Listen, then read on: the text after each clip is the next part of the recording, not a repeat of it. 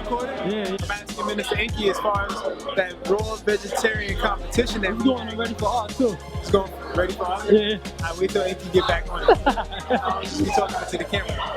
I'm gonna explain what this is about to be led up into. A few months ago, I was talking to Minister Jaffa. He's a part of the Amber Institute at Enqi, and we were talking about potentially getting a greater level of interest in the conscious community by introducing a raw vegetarian bodybuilding competition. So Minister Jaffa, he's actually on it right now, developing his body. I'm not sure if he's raw yet, but right now I am the king of the raw vegetarian diet because I have my own system called the nutrient retention rate, which assists your body with retaining and maintaining nutrient rates as opposed to having to constantly feed it. So I only eat one time a day. I weigh a whole lot less than you can imagine because I got a whole lot of efforts that I've built up and to get rid of parasites. So my body is a reduced parasite body, but here's the muscle, you know. That's just a little taste. I don't want to show the abs. A lot of young ladies around, I don't want to make any guys mad, but that's what it is right now. What's your name, brother? What you go by? Oh, my name is George Leonard Bess. You can call me Bess, so you can call me Young Hayabusa. I teach this little martial arts aspect of alchemy that a lot of people really would be interested once they get their mind around the health and nutrition aspect. So right now we're dealing with the health and nutrition aspect at Urban Kryptonite, and soon I'll be coming with the nutrient retention rate and teaching a little bit of the ancient sciences and the alchemy as to how that applies to consciousness and nutrition and reducing parasites so you're no longer corrupt. Respect, my man George Best Health. Ready for revolution.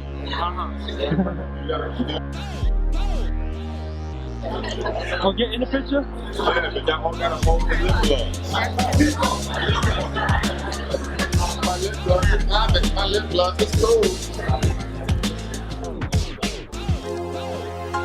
Say it. You don't never smile like that for me though. You hating? I am. I'm a hater by day, jump from the Bronx.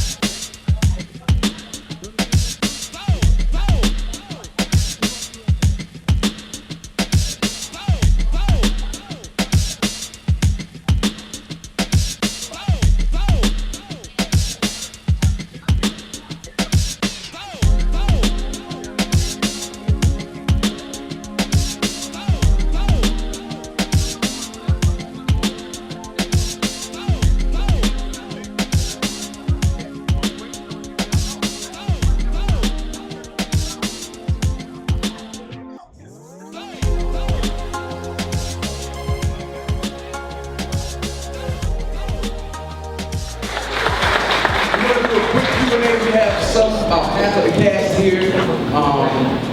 We're going to be doing this in other cities, so if you guys have any relatives in Chicago, Ohio, Cleveland, Cincinnati, Columbus, what we got? Los Angeles, Richmond, Atlanta. get the word out. We're going to be there as well. But before we get started, I want to have the cast introduce themselves, and then I'll have a few questions for them. And then if you want to ask the cast a question, you can come over here, and we'll give you the mic, and we'll try and be done in 20, 30 minutes so we get out of here so y'all get ready for work. So we're going to start here. Everybody pass the mic now and introduce yourself. My voice is a little gone tonight, so please excuse me. I'm Dr. Ali Muhammad, and I'm a part of the Aboriginal Public Board of America. We come here every Monday night to talk about government civics, but this particular discussion is the most important discussion that we can have because we can't be sick in our body and healthy in our minds. So I have a lot to say. I'm going to pass the mic to my brother so we can get through. Peace, everybody. Peace, peace, peace. My name is Minister Enqi, one of the co-founders of the Aboriginal Medical Association, founder of the Enqi Institute. Just try to help people get healthy, and that's good advice. Peace, I'm Abundance Child, head mother in charge I'm the head mother in charge at Order Mother Earth in the Girls Society and Chief Food Scientist at the Drop Squad Kitchen. I agree with Ali Muhammad. This is a very important conversation, especially because of the work that I do with females. One of the top problems that females have in this country is health. So I'm really, really happy that y'all are here and supporting this project. Good evening, I'm Keisha Harris. I was the only patient in the film. I speak with people all the time in reference to mental health, physical health, weight loss, proper nutrition. I learned a lot through my own personal journey, and I share with any person that will listen. Thank you. Please excuse my voice. Solid inside, director of the film, South Connected, South Authentic Inc. Also, holistic practitioner, as well as vegan explorers. Glad to be here, glad to serve. Cochise, Tarak-Saa, the executive producer of the film and the writer of the book, Urban Kryptonite. I don't have any titles, I'm just a guy from the east side of Detroit. It's just giving some information to the people, and hopefully you accept it and you go forth and you apply this knowledge. That's what we're doing, is to give you the information so that you can apply it, not just go and sit home. But by the way, to let you guys know, there is 2 hours more of the film. So the film will be coming out around July 10th. We're working on getting all that stuff together. And it's 4 hours. You just saw a little piece of it. So we go in on some major topics that probably got a little more cuts and all that kind of stuff on it that you can watch at home. If you see how Tahuti and Laila Africa is doing, you ain't seeing that until you take it home. So let me pass this back to Brother Diallo, and we can get started. Thank you. All right, my first question is for Brother Cochise. At the beginning of the film, we saw you playing basketball. We know your documented history of being an athlete for 14 years, playing over 40 plus countries.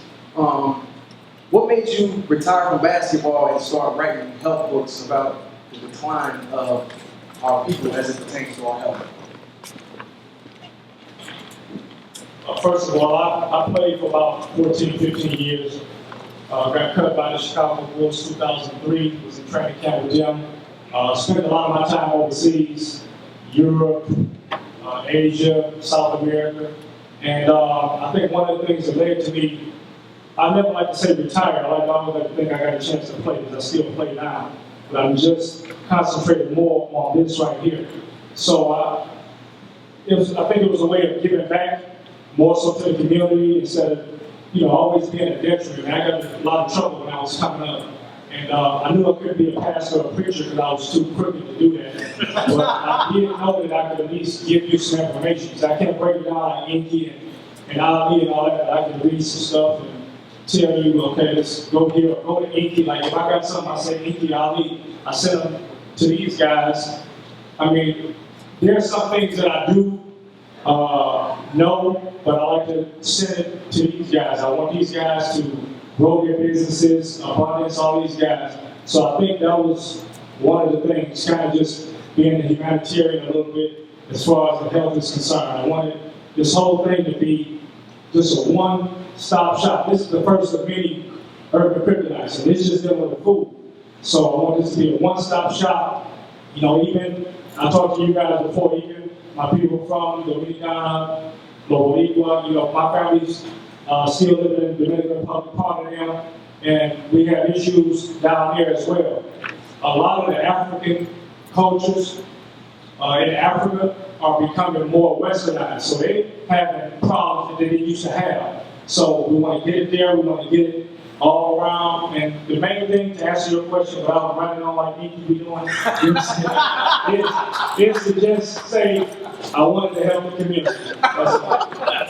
He said, I got a couple minutes. Sure, right? Brother Cochise allowed me to be a part of the film as far as putting some of the cast together, setting up different screenings throughout the country. And one of the first people I told him about was Minister Enqi. We had him and Dr. Ali in Ohio last year. We went to Chicago, all over the place. And I said, you got to get this brother in the film. Why did you want to be in the film, Minister Enqi? And what were some of the key points that you wanted to drive home when you did the interview with him and Brother Saladin? Wow. Well, I wanted to be in the film primarily because it's just an extension of my persona. I was probably the worst of the worst in my neighborhood. You know, I ran it down pretty good. I was good at being bad. You know, and I had a stroke. My heart stopped. God gave me a second chance. I didn't take any drugs, any medication. I did my own rehab. I went 2 years straight raw diet. And I got myself out of the woods. Now, once the fear was gone, I went right back to my neighborhood, you know, what's going on. I got half on the Hennessy and things like that. And my health deteriorated faster than the first time. So I wanted to spread that information because I knew that there was a disconnect between us having knowledge and then us applying the knowledge. My daughter, she got hit by a car, ran over her, 4 years old. The doctor said that she would never walk again. I got her back in school in 5 months. So just wanted to be able to share those things so that we could all do that, because I think that's the biggest hindrance to our potential is just understanding how to activate it. We're already gods, goddesses, etc. We're just in a dormant state. So I just wanted to share the information and get with like minds and help them share the information and not run on.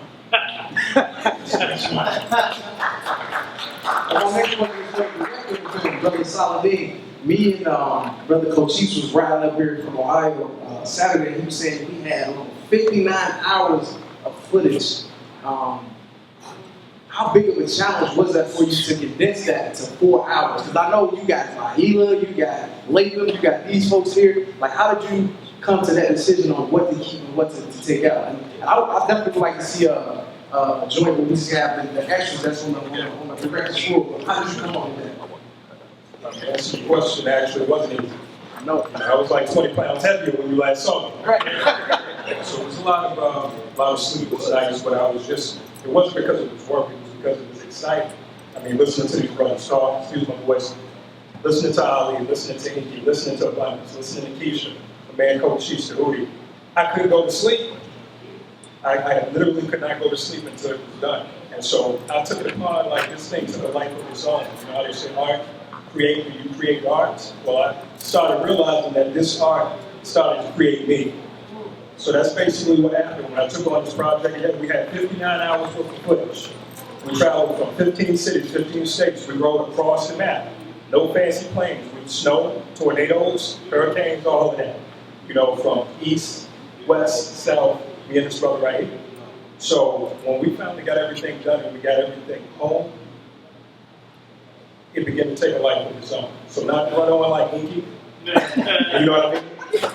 But I just wanted to say that it was a pleasure working with all these brothers and sisters right here. But a quick follow-up while you have the mic. What kind of effect did that have when you watching 59 hours of footage with these? I was having dreams about the film. I was having dreams that I was in the film. Seriously. Yeah. I would wake up and be like, oh, Oh, wait a minute. Okay. You know, I'm not interviewing. I'm the one behind the camera. So, no, it was just a lovely thing because, I mean, I learned something. I mean, I'm pretty well read, just like the rest of these brothers, but I keep it to myself.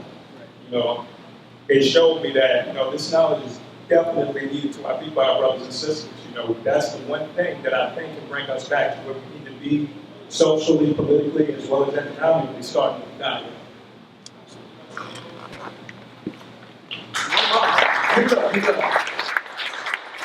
One of my favorite portions of the film was the section that was built on the women. It was talking to Sister Abundance and other women in the film. Sister Abundance, you said something in the film. Those of us that have heard your lectures and know you talk about kitchen chemistry. Can you get into that for the people that are here and the people that are watching this online? What is that and what does it entail? Well, for me, kitchen chemistry is, it's not like the stereotypical what we learn in school about chemistry and everything. I spell kitchen chemistry with K, as in Kim, as in black, as in Kim. And most of us grew up with the standard American diet, and we ate flesh, we ate meat. And if you don't know, as far as flesh is concerned, the most powerful substance is the blood. That's why it's used in rituals and things like that. That's why they eat us. That's why we eat us. You know, they're putting aborted fetuses and everything. But I wanted to work with the spirit. And so the only way to really do that is with chemistry. But because we have a meat-free, how do I do that? When we fry chicken, y'all know that like the blood starts coming out, right? So people are craving that blood. Y'all not just craving the bite of the flesh, you're craving the blood. So the kitchen chemistry that I'm talking about is one of spirit. It is a spiritual to cook. We all love our mama's food. Everybody swear their mom is the best cook. Everybody swear their grandmother was the best cook. And that's because we put love in the food. Our people put love in the food. And unbeknownst to most people, you can actually teach that science. You can teach the science of love, and it's by example. So when you have good food, it's just really easy to be like, listen, when you put a cashew together with some lemon, that makes cheese. It makes a cheese taste. You can sweeten it up or you can salty it up. There's a chemistry in that. And once you start eating better and things like that, and you become more clean, then you're able to cook more clean. And so for me, that is what the concept of kitchen chemistry. Now, and I am going to be a little bit long-winded, it's like Minister Enqi. But the next phase of it is something that I actually do in classes, and that is explaining what the foods do. So like when somebody comes to you and they say they have diabetes or something like that, and they need to increase their green level because they might need chromium, we're going to let them know that they need to eat romaine lettuce. So they'll go to Minister Enqi. Minister Enqi will tell them they need this, this, and that. Then they can come to me to actually get the recipes. There's a chemistry in putting those recipes together so that people can heal. So that's about knowing what are the vitamins and the minerals that are in the substances that we are eating. That is where the kitchen chemistry is. And the chem, to finalize everything, is about food that is for us based off of our gene type.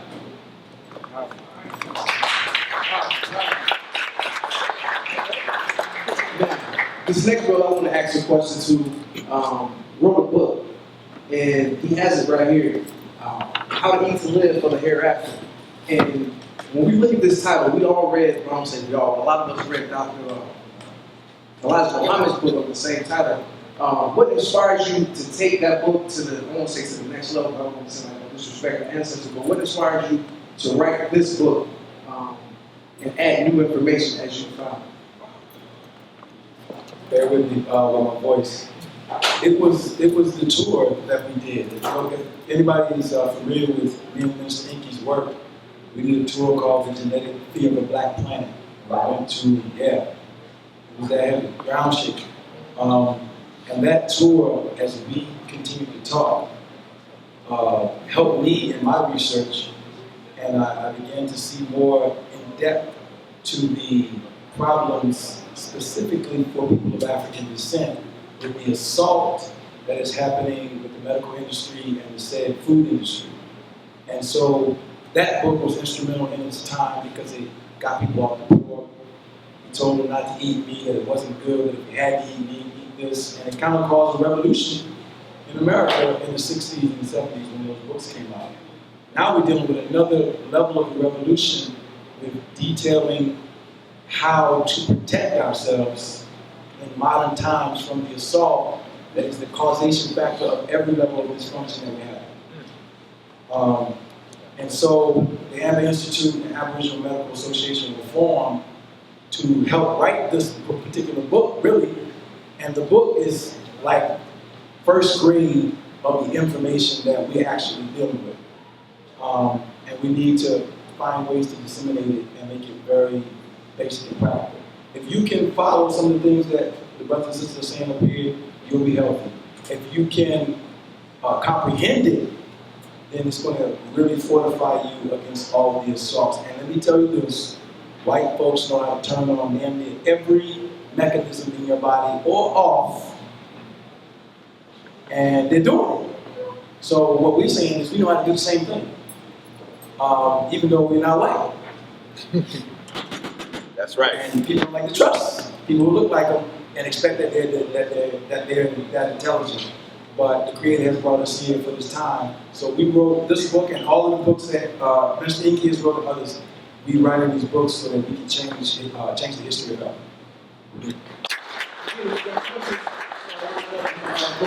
Other sister on the panel, you have a very powerful story, sister, that talks about your healing. If you can get into that a little bit, I know you don't have to tell the whole story just because of the time, but explain to the people what that was like and how you overcame your illness. Well, I will try to give you the quickest possible version of a 2-year battle where I found out I had cancer. I fought the cancer. I won the battle against cancer in 10 weeks using chemo and radiation because that's what my doctor recommended. My body was already healthy. I was very strong, and the chemo and radiation is what tried to kill me. And so basically, after 10 weeks of radiation, the doctor's exact words were, the inside of my body would be the equivalent of wet toilet paper. If you've ever touched wet toilet paper, when there was nothing that he said he could do to help me, because anything he tried to touch would basically fall apart. So I did 2 weeks of juicing, just straight raw juicing, to prepare for a surgery that he was going to attempt to do to save my life. He was very negative. Verbally, the power of your words are between life and death. And luckily, my mentality was strong before I met this physician. His exact words were, Keisha, you could do nothing and live for 2 weeks. You could have surgery and live for 6. Personally, I take the 2 weeks. It's not a bad way to die. You're just going to fall asleep. 95% of America would take your doctor's advice and lay down and wait to die. I was just not part of that environment. I just didn't feel like it. Right?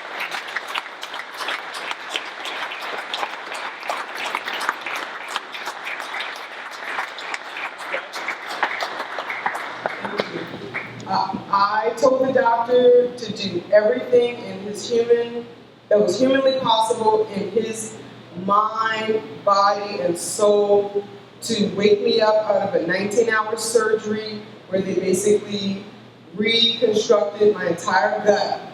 They took everything that you can live without and a few things that you can't live without and just replaced them with plastic and recreated Play-Doh. I don't know what they did inside of me. But the doctor said, this is where your negativity comes, not even just with the 2 weeks, you have 2 weeks to live, but he said, it's a 95% chance I won't even wake you up off this table. Instead of saying there's a 5% chance that you could survive, so your body can develop that hormone that's necessary to create hope, he said, there's 95% chance you're going to die. before you even wake up. This 19-hour surgery really is a waste of my time. So I said, you just do whatever you can do. Wake me up. I will do the rest.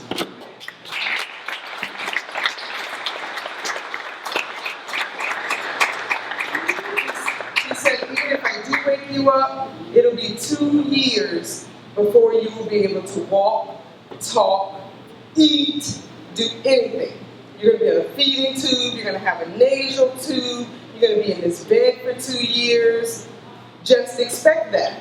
Expect to never have a good quality of life again. I had the surgery on March 1st of 2013. March 2nd, I stood up out of my bed. Woo. On March 19th, I walked down the hospital hallway. On March 24th, I walked up and down the steps with physical therapy. By April, which I know Saladin personally, he can contest to the fact that it was a struggle. Don't think it was easy. And if you don't have that strong mentality, if you surround yourself with the tiniest bit of negativity, it will consume you. And I had to release some people. I had to release certain parts of my life to get back to where I am. But 4 months after my surgery, 4 months. He said 2 years minimum. 4 months after my surgery, I walked by my own 2 feet into his office to amaze him. 6 months, I'm back to my regular everyday life, working. Right now, you're looking at a year and a half. I'm not 100%. But that's what I teach now. It is a determination that you have to be born with. It's very difficult when you're a physician, a person who went to school. But now I didn't just have a fly-by-night doctor. You heard in the movie, I had 22 doctors. I had 22 doctors. I had doctors from everywhere. I had doctors that were mine, Hawaii, Florida, Georgia. We're talking about the Mayo Clinic. The #1 physician in the state of Hawaii. The #1 hospital in the state of Virginia. This hospital is, the gentleman that told me I had 2 weeks to live, it's not a bad way to die, is the head of oncology in one of the top 100 hospitals in the country. So I was not dealing with just some cheap.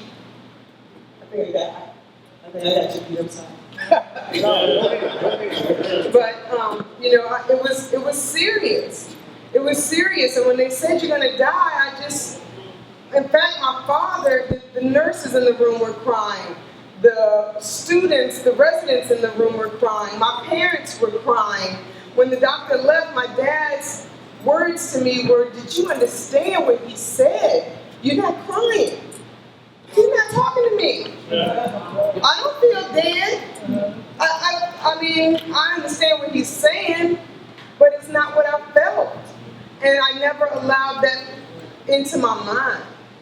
In fact, the doc, my words the next day, because I gave it some thought, I did some homework, but the next day I told the doctor, if you cannot conform to my side of the mentality, I need a different doctor. Because if you go into this surgery thinking that there's only a 95% chance you're not going to wake me up, then you probably won't wake me up, because your word is your power. And I believe every single day that I can bounce back. I told people here tonight that they thought, they tried to put me on antidepressants. And when they did that, I declined. I told them, if there's ever a time to be depressed in your life, this is the time. Let me just be sad, and that way when my mind tells me I'm happy, I don't think that it's this pill. I know that it is my heart.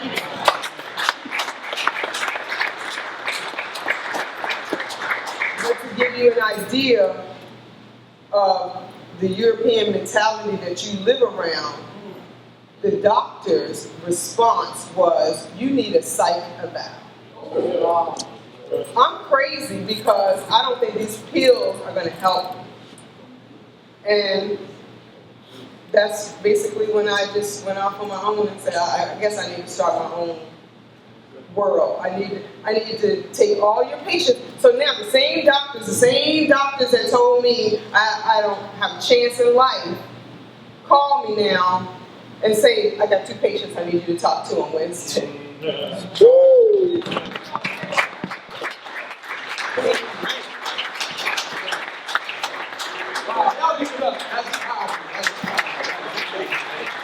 Come on, brother. Peace. Good video. My question is with regards to why the title Urban Kryptonite. It seems kind of discriminatory because a lot of our brothers and sisters don't live in the urban. People who live in Puerto Rico, DR, Jamaican, Haiti. They have opportunity for farming and agriculture, and they still eat the sad diet. They still eating pork. They still eating chimichurri. They still eating chicken, even though they live in Puerto Rico and in DR and in South America. So it looks like it's only the urban that y'all focusing on, and not based on the title, not based on our brothers and sisters in those kind of environments. Brother Cochise.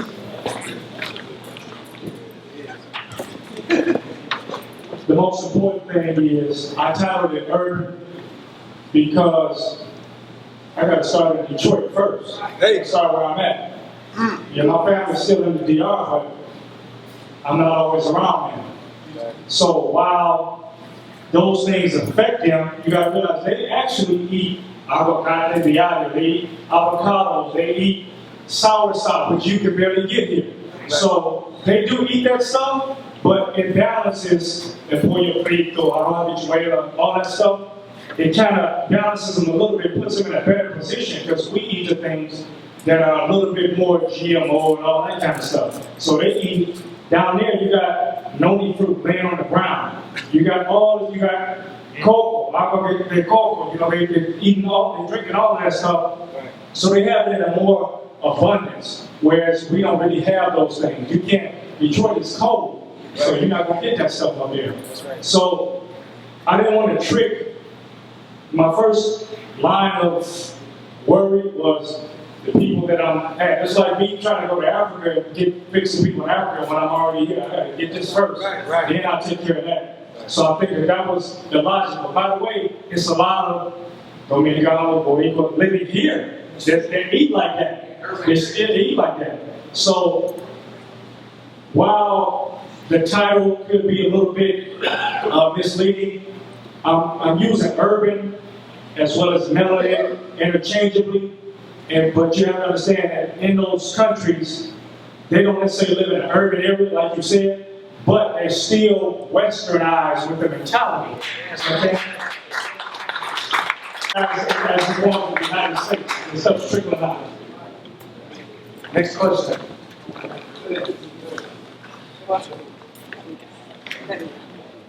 Peace. And, I really applaud the sister. Your story is just mind-blowing. I had the opportunity to meet this sister. I can't think of her name right now, but she's going over to Africa and helping the women over there who's getting breast cancer. And what's happening there is they're actually killing these women. They're killing them, saying that they are possessed with demons whenever they get breast cancer, and they're actually throwing them under bridges. This was my first time hearing this at this women's conference that I was just privileged to be at about 2 months ago. And so I want to connect with this sister. She said they just, once the women are diagnosed with breast cancer, they immediately strip them from their families, take them from their children, and throw them under the bridge. And sometimes they're just killing them, and they let them starve to death under this bridge in Africa. And I thought that was the worst thing I had ever heard in life, just to hear that that's what they're doing. So just to hear your story is like amazing. And then for people to think that a person is possessed with some type of demon because of this disease in their body is like so breathtaking to me. And so just to hear your story is just really, really done some really good to me and my soul. And I'm looking to help some of those women. But like my brother said, it's just like on the airplane, you got to give yourself oxygen first so you can help other people. But I really, really do think that this message, although it has urban in it, is still going to do great things and be a great measure for our people all over the planet. Thank you. Any more questions? Any more questions? All right. Well, what I'm going to do is I'm going to give the mic to each person. I got one question. They all can answer it, and then we can go home. Oh, you got a question? I want to make a comment.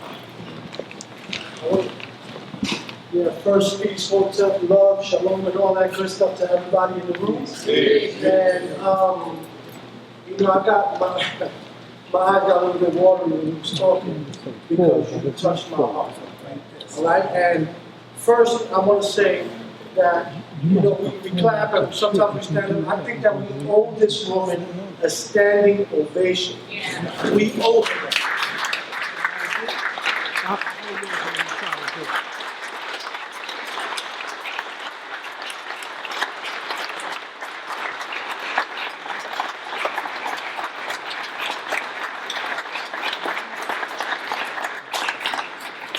Now we do shots, we network with each other, we see the page, Black Power, we want to do all the right stuff. Let me tell you something. The way to kill the devil is the way she did it. Yeah. She's teaching us how to kill the devil. We gotta stop making excuses. We gotta get up and do for self like Elijah said. And she did it. She didn't let them defeat her. It starts here. It starts here, and then it works its way all through our body and all through our diaspora and then the whole world. This world is ours. We got to take it back. And it ain't going to change until we take it back. We got to take it back. It's in our hands.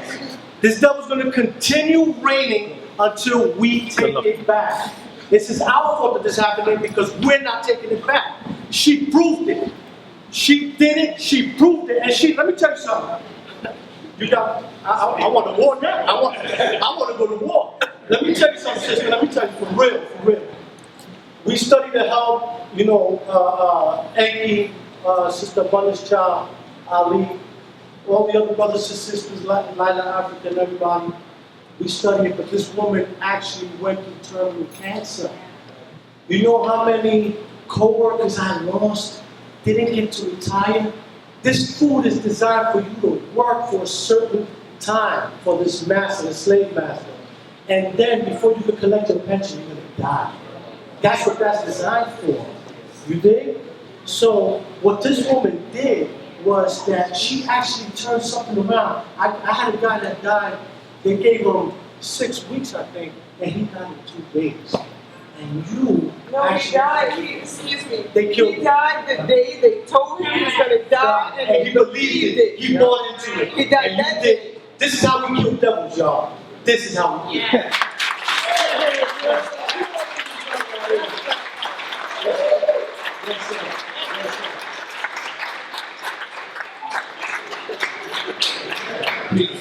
Peace to the panel. I want to say that Urban Kryptonite, I think that this is going to be one of the biggest and best documentaries that we have on the planet right now, because this right here could save the lives of our people. That's right. Hidden Colors was great. That's right. It was a good movie. I'm not hating on none of that. But I think this right here is the most important documentary that we have right now, family. Yeah. I was just sitting back watching it and I was like, wow. But I had to go and take care of some business, so I couldn't see the whole thing. I want to know, what did the sister do? How did you cure yourself? I want to know that. And for Minister Enqi, I knew you was a religious man. You said God gave me another chance. That's right. I want to know what you mean by God. Okay. God outside of you or the God inside of you? Okay. God Netta. That's fine. That's okay. I can't really say there was any one thing that I did. I believed. That's what I did. I believed. I listened to every single thing all of my doctors said. Everything.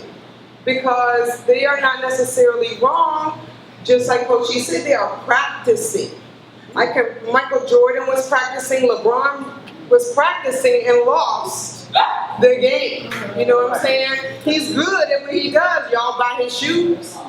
But it's just practicing. So I take the information, I process it, and I make the decision that my body tells me to make. And the doctors had me on 78 different pills a day. So I'm like, okay, well, can you explain these pills to me?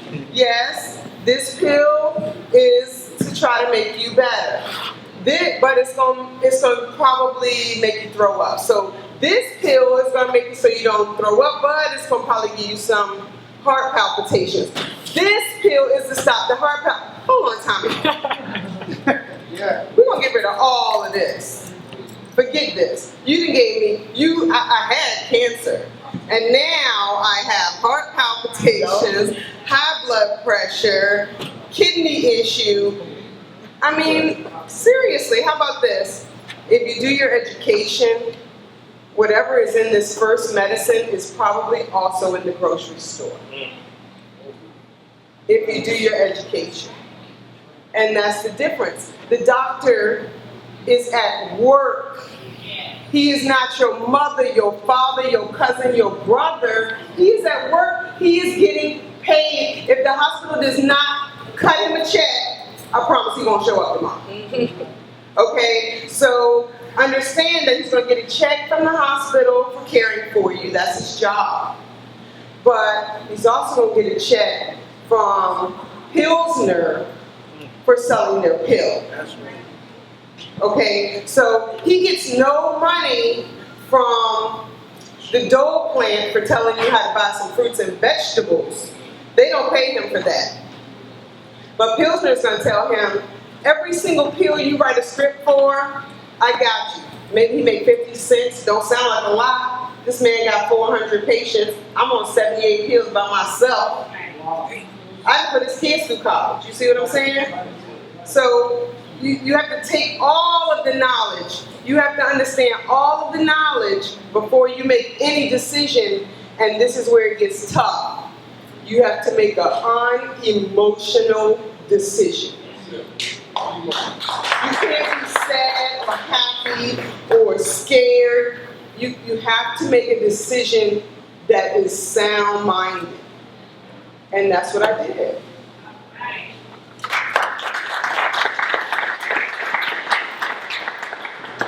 All right. Mr. Tricky Side, you had the title. No, that's a good question, brother. Yes, sir. And when I speak of God, what I'm speaking about is the intelligence that animates us. So there's an intelligence from the time that the sperm fertilizes an egg, and that egg becomes a zygote that tells each one of those cells to become a specialized cell. So there's an intelligence that's not your intelligence that tells a cell to become a foot cell or a lung cell, etc., etc. That intelligence, when my heart stopped, told me you still have some more time to go, and started again, started beating again, and got me up out of that bed. I told you to put my arms and my legs back in the sockets because they came out because I shook so violently, put my clothes on, and left. From that moment forward, I said, it's my duty, it's my responsibility, because I'm here, to explain why I'm here and to explain to people, if you want to stay here, you have to fight to stay here because we started off as fighters. And a healthy man releasing semen, releasing sperm, there's about 500 million sperm competing to get here. You beat 499,999,999 other sperms to get here and get McDonald's. I don't think so.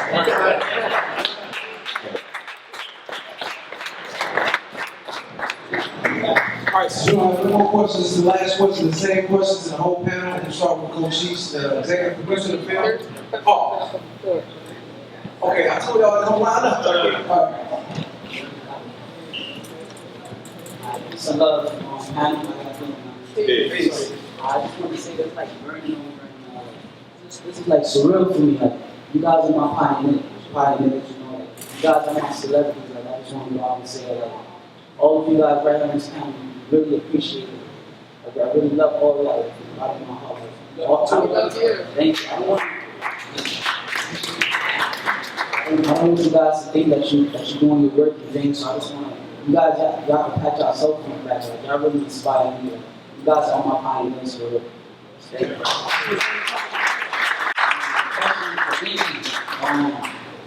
People like debunk this skinny myth. I know the raw food. I don't want to say the fit because I don't want to live in the fit, but it's like the thought of envy, like your physique, it won't keep up with eating the raw food, eating the natural food. So people like debunk that myth. And what you're speaking to exactly is that if you're a raw foodist or vegan, it's have to be skinny. That's incorrect. So definitely we can debunk that. I'm gonna try to do it in relatively quickly. I have 2 DVDs out. There you go. What's the name of it? You Only Live Once, Part 2. It's a 2-part series, and I talk about building muscle and losing weight. What we don't understand is how the hormones work in the body. So most of us are familiar with testosterone only because that's what's pumped in the media, and we think that that is the anabolic steroid that builds the body. It's not. The anabolic steroid that builds the body, the most anabolic steroid that builds the body is insulin. Insulin is what allows your cells to feed themselves. So when we go on like a fruit fast, for instance, those sugars that we get in from the fruit are what your muscles are actually craving. So the same way you have 8 essential amino acids, what most of us don't know is we have 8 essential sugars that we're supposed to be getting in our diet every single day.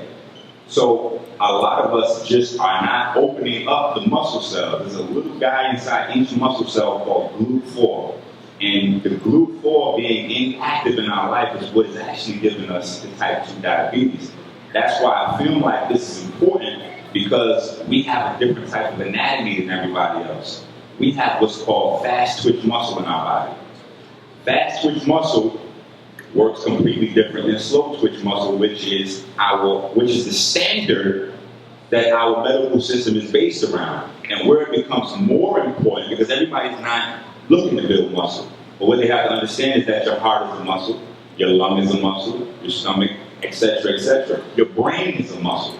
Slow twitch muscles and aerobic, fast twitch muscles. So all of these things contribute to how we build the body. So the point is this. It's about exercise and opening up the cells. A lot of people are not incorporating exercise into their new lifestyle. They're not incorporating strength training. They're trying to do cardio and aerobics, which is not designed for your body. That's not designed for you. What we should be doing is strength training, squats, push-ups. When you put that pressure, when you trigger those stretch, when your body works on stretch triggers, when you click those stretch triggers, that sends the signal to your brain, listen, we need to build up because we're not efficiently handling our day-to-day tasks.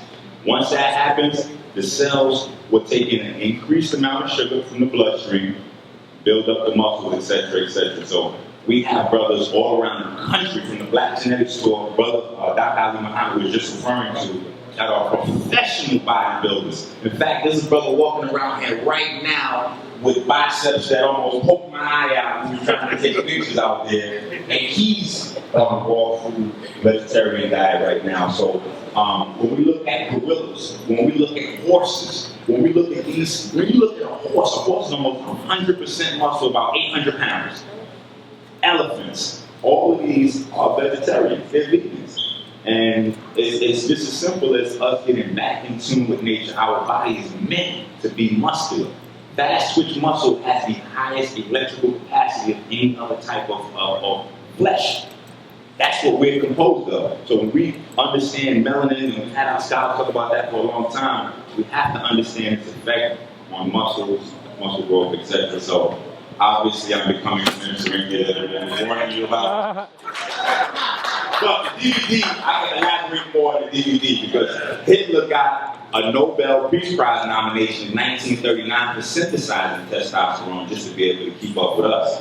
And testosterone and injecting these steroids did not become illegal until the 80s when black folks got their hands on it. When Ben Johnson started injecting, then it became crazy.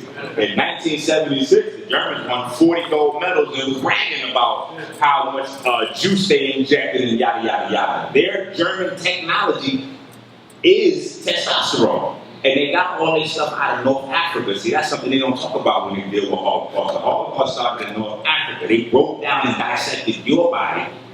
Then they incorporated what they found in your body through synthetic means into their bodies. And then they put out Mr. Olympia, so they could say, okay, we have the standard of whatever around the globe. But then what happened with Mr. Olympia? We had Sergio, we had Lee Haney, we had Ronnie Coleman, so we even dominated that sport. So once we get back to genetics and we get back to, just being who we are, like, we had Cosby. That's one thing I love about Cosby, just be yourself. So once we do that, we enjoy really good. And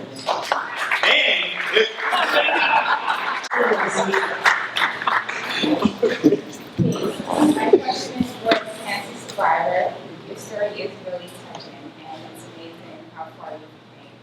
My question is, you mentioned 2 weeks prior to preparing for your 19-hour surgery, you did juice for the entire 2 weeks. I wanted to know, any other time during your journey or anything like that, were you a vegetarian, vegan, raw foodist, or anything like that, or you currently, I just wanted to know throughout that time, how were you eating to help build your body up or anything like that? I know you speak a lot about the mind and how powerful your mind was, but I wanted to know, food-wise, what were you intaking? Previous to being diagnosed with cancer, I ate, like I said, I had, the gentleman I was dating was a 4-star chef, and I ate anything you could see on Top Chef or Iron Chef, any of those awesome TV shows where the food looks ridiculously beautiful, you don't even want to touch the plate, that's what I was eating. I was eating red meat, I was eating chicken, fish, whatever you could think of. I was eating all this kind of flesh, so delicious. And I was exercising, don't get me wrong, I was training for the Ironman, so I was fit as you could get.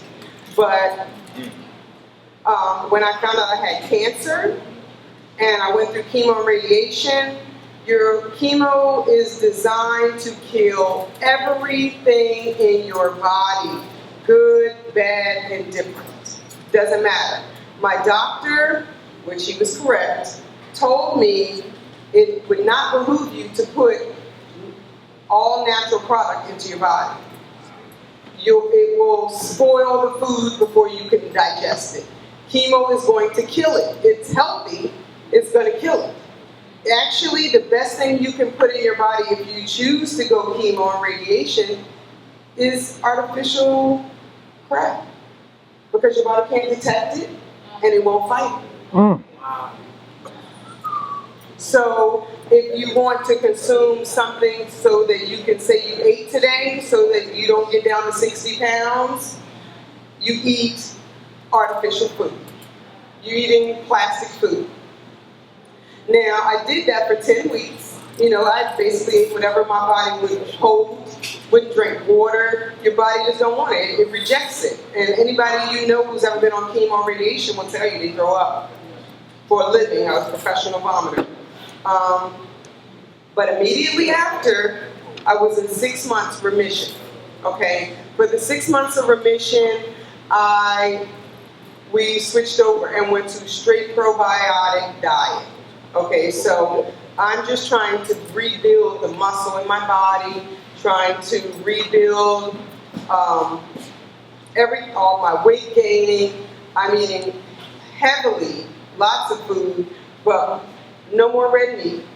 I was still eating fish and chicken, turkey, poultry and fish. And then when I found out that the radiation was still radiating in my body and killing me, that's when, and the doctor says, you wear toilet paper now. He was like, you have no amino acid in your body. Nothing. Your body is nothing at this point. that's when I went to just raw, for trying to prepare my body for him to open it up. And after that, for the first 24 days, I ate nothing. Your body can't eat.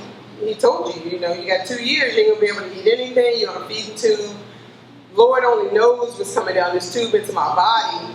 After chemo and radiation, these people just give you anything. So I see liquid magnesium and potassium. Those are the things I remember seeing coming down the tube.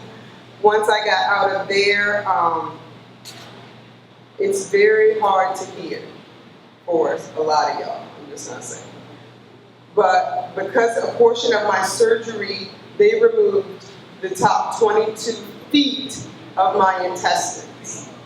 The first, when you chew food, there's enzyme in your saliva that'll break the food down. Okay, they didn't remove that, I still have that. Once you swallow the food, your body is working overtime at the top half of your body to break this food down. I don't have that anymore. So when I tried to eat healthy, or what I presume to be healthy foods, it hurt so bad. Your natural raw food has a gas in it. My body did not know how to expel gas anymore. I can't burp. I can't expel gas from my rear. So all it's doing is turning in my stomach. I'm laying on the floor praying, somebody please just put me out my misery. I should have died because this is killing me. And so I had to I started with rice. I could only just eat rice. I was basically a newborn. You start with mother's milk, they introduce baby food, slowly introduce other foods. I started with rice, then I started pureeing meats. I couldn't eat any vegetables at all. Nothing born of a seed. My body couldn't take it for 4 months. Nothing of a seed. And then, so I didn't eat any dairy products. My body couldn't take that either. I was really on what I call a dog's diet. You feed your dog the same thing every single day. That's what I had. I had pureed chicken and pureed rice. So really, I just didn't even want to eat because it doesn't look appetizing. It has no seasoning on it. It wasn't what I wanted, but it was what I needed to keep me alive. And slowly, as my digestive tract started to get on track, I could introduce, and I'm still introducing, one product at a time. So I introduced, they gave me a list of things that you can't have. Everything that y'all eat, I couldn't have. But I started with a banana, and it would smush almost to juice. It wouldn't actually, I didn't try not to juice it, because when you juice, when I would juice it, it would just go through my system too fast. I'm missing so much of my organs that there's nothing slowing it down. I could literally juice right now. I got juice out there right now on my dinner. And juice, and before I could get the taste out of my mouth, I would be in the restroom. It just would literally go through me. So I was trying to put something with a little bit of texture to it. The last things that I was able to introduce were the greens, which are things that actually build your body. But I still can't eat spinach, collard, no heavy leafy green. I'm working on it. I eat it in very, very small amounts and deal with the issues after. But it has been a long, that's why I tell you it's not easy. It wasn't easy. And that's where I also tell you where I took the doctors, the nutritionists with a grain of salt. Give me your information, and I ask every single person on the panel the same question, and I get 5 different answers. You are more confused now than you were before you even asked the question. Because I asked 5 professionals and get 5 different answers, nobody even close to being the same. One person says, eat whatever you want. The other person says, eat nothing. The other person says, here, take these supplements. The other person says, you only need vitamins. You know, you're just like all over the place. Let me pick any, meeny, miny, which one. You know, there's only 47 people who have survived on the planet Earth from my disease. So it's not even like I can really go and ask, how did you do it? Because they aren't really available to me. And I just, honestly, I took a chance. And because I was able to get back so quickly, doctors now from everywhere, Spain, Europe, pretty much all 51 states, Canada, come to me now, email me, meet up with me, fly to Virginia to meet me to say, what did you do? What did you do after your surgery? If I can wake my patient up, what do I need to tell them to do? Because it's no written book. It's not out there. So, I mean, that's why I tell you, you do what's right for your body. You know, I tried to eat fruits and vegetables, which I thought would be the correct thing for my body, which is what I'm taught is right. My body just couldn't handle it because I'm not genetically made the way I was born anymore. But I tried it. It didn't work for me. I tried what doctor number 2 said. That didn't work. Doctor number 4, oh, finally, somebody who I can actually talk to, that, and what he said worked, but it was just a chance. It was a chance. And now, I mean, I'm still on the journey.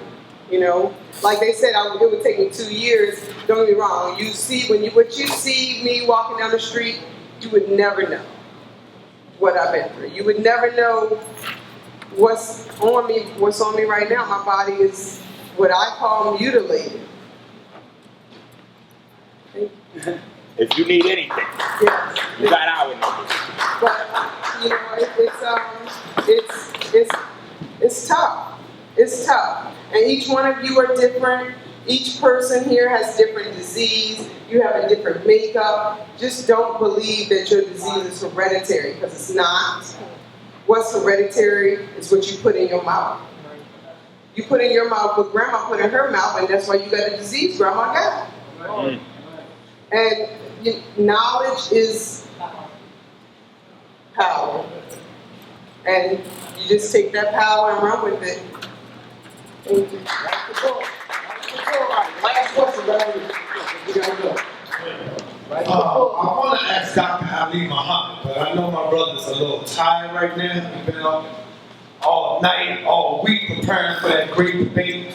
So I'm going to ask Minister Enqi, and maybe if Ali want to add on to it, he can do that.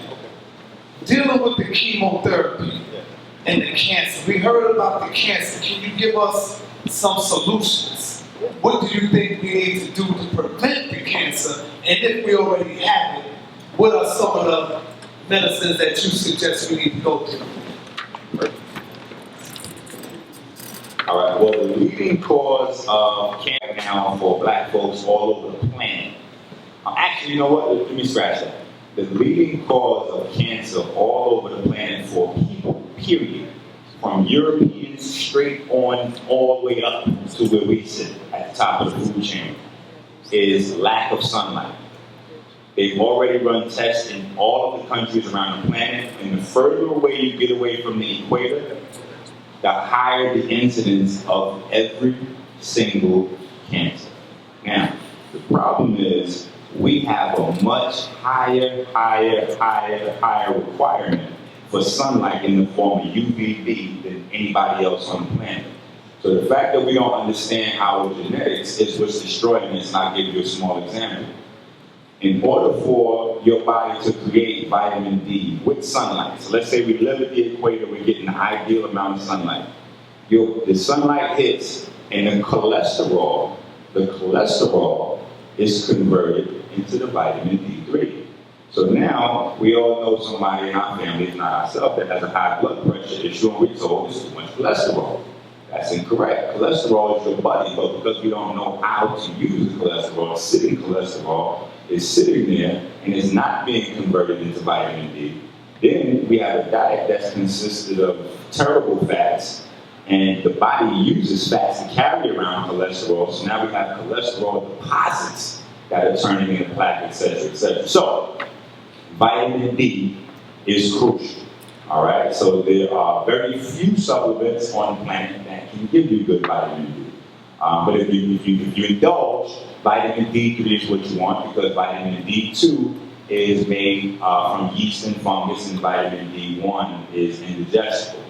So that's that. You got to get our vitamin D. The second thing is magnesium.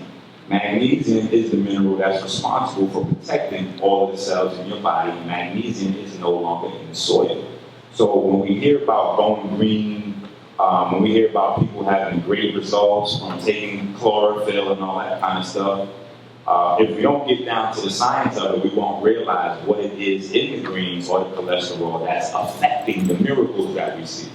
And that is magnesium. The only difference from a plant cell and a human cell, red blood cell, is that at the core of a red blood cell, you have iron.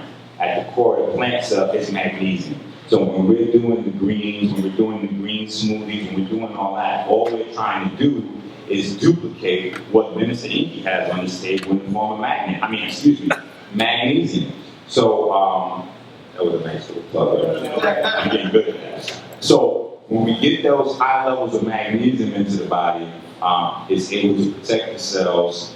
When we get the vitamin D in the body, vitamin D is able to turn on and turn off damaged portions of DNA. Now, the reason why Europeans have a higher rate of cancer when they take the sunlight in is because they don't have the integrity in their cells to deal with the transformation the sun causes at the level of the DNA. Because the sun is always seeking to turn nitrogen into carbon. And at that point, I'm going to turn it over to the good Dr. Ali Muhammad, because he does a great dissertation breaking down how carbon decays into nitrogen. And I think that some of the more scientific things that we shun away from are the things that we have to indulge in if we are looking to grow and be who we once were as a people on this planet. I will be as brief as possible. When you're looking at the anatomy of what we call African people, you're looking at the primal anatomy on the planet. It's the one that is symbiotic with nature.